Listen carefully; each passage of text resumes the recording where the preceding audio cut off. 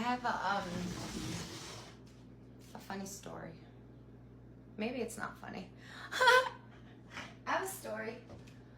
So, once upon a time, I was a married person.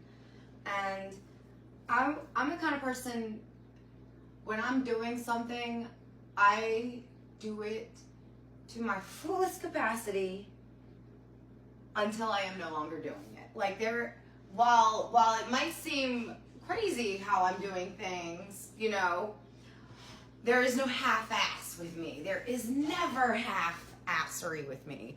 It is always whole ass with me, you know? So I'm trying to get my best angle so I can see, but I'm also playing. So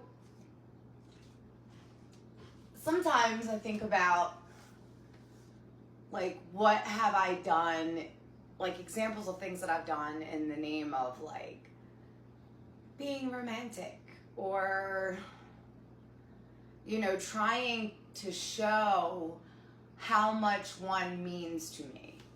And it reminds me of, not funnily enough, not the time when I changed my last name like 9 years after the wedding in an effort to be like spontaneous and romantic, and it was pretty much the most irrelevant thing that could have happened that day and or year and or life. But, you know, like, I used to do, like, I do things, you know, that come to me that feel inspired, that feel like they will matter. I like for things to feel special and important. And when I do those things, I really, really, really am spotlighting, shining, enhancing, focusing on how much that individual, that experience means to me. And this act is sort of my offering of myself up.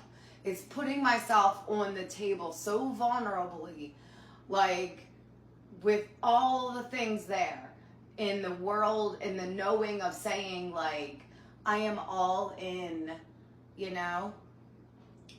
And it reminds me of the year 2020.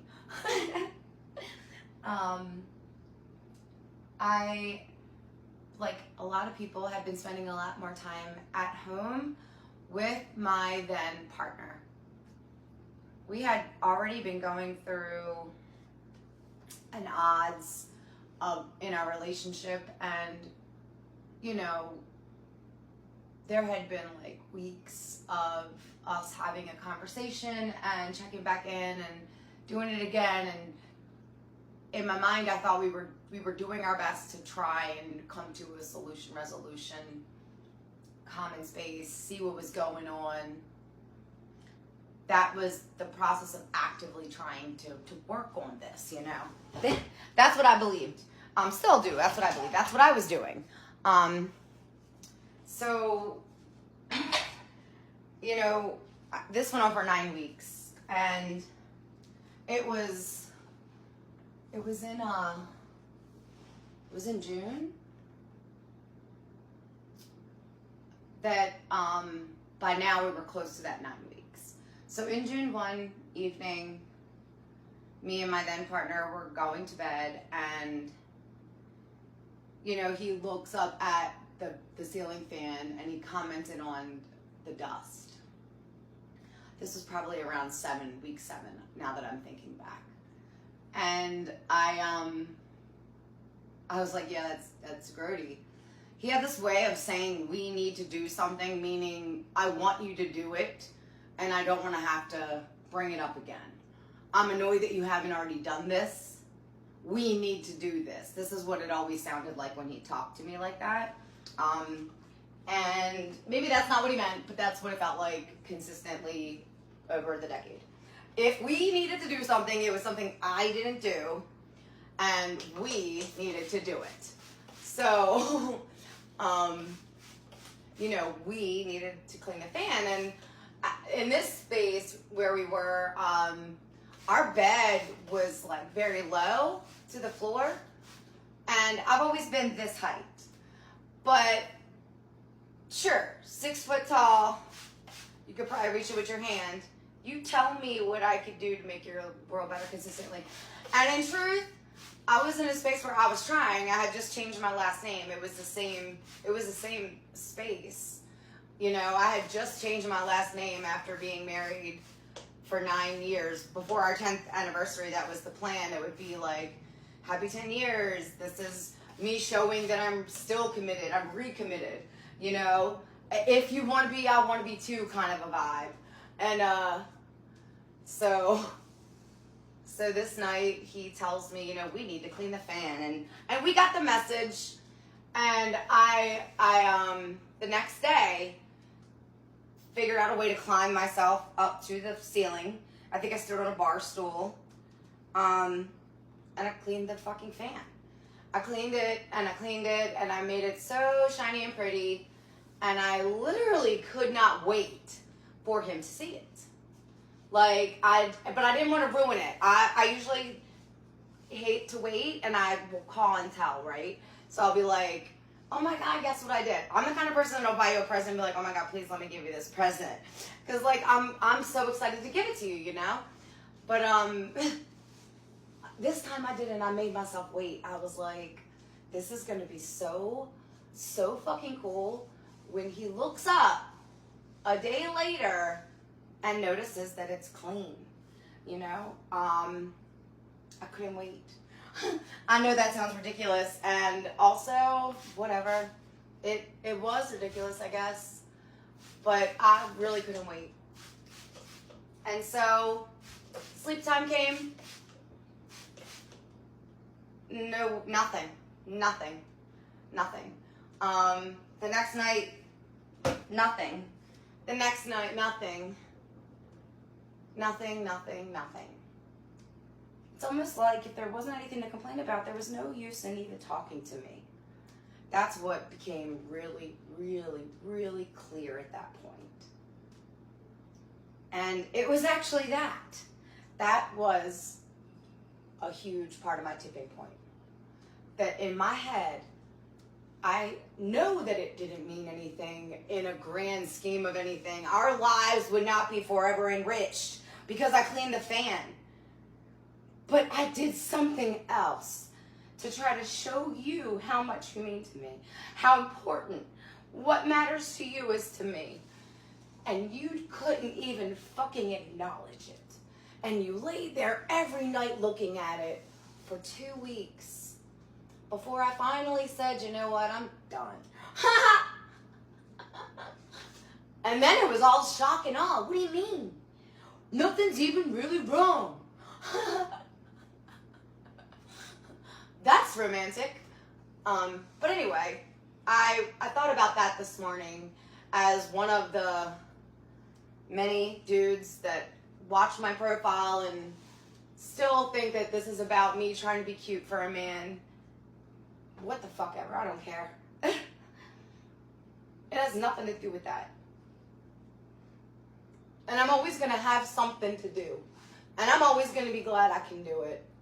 And there was a time, a long time ago, when, you know, I wanted to do so much more sharing, and I would always feel like I had all this work to do in my home before I could share, because I can't have people seeing, you know, this space or that space. There were so many physical shadows just in my home, this corner, that corner.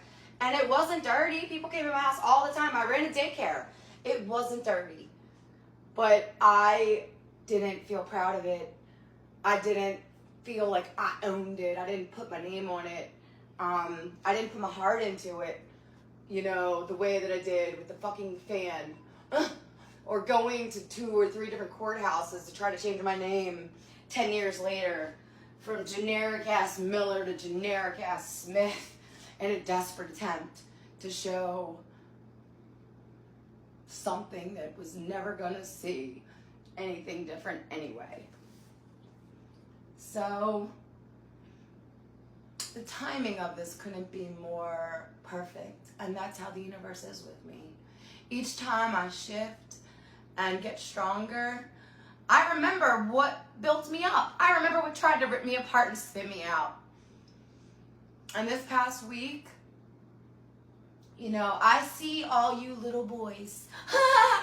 I see you all dancing in your corners, trying to wave your tails about like the Blue Jays, being like, look at me, saying your disgusting words and thinking that that would ever amount to shit from me, because it won't. It won't. It won't. It won't.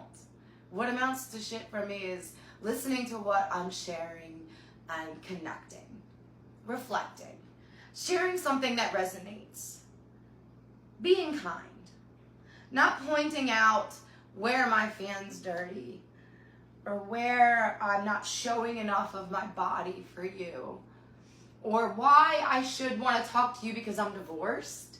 Like, that was a new one. You're divorced. As if you're right. I should quickly remedy that because I'm clearly not a full, perfect being. If you could see the people that say and do these things. And this is not coming from a person who thinks she's better than anybody. This is coming from a person who wakes up every day committed to being the best version of me. Looking at somebody who doesn't even wipe their ass before turning on their computer and giving me shit. You're giving me shit? What? You got crap on your teeth from 3 days ago. What are you talking about? Like, I can't even wrap my brain around it sometimes. But I appreciate the reminder, especially this week. You know, when I got a job from this guy that only was trying to do some lame ass attempt to date me again. Another lame ass attempt from a pathetic man who just doesn't want to do the right thing and be accountable for his life. God, I did more therapy with this human this week than any kind of training. I don't know anything about his product, but I know all about his life. And I know why he's stuck, because he won't stop telling me. But I appreciate every single person this week that contributed to this, that contributed to all of me, actually.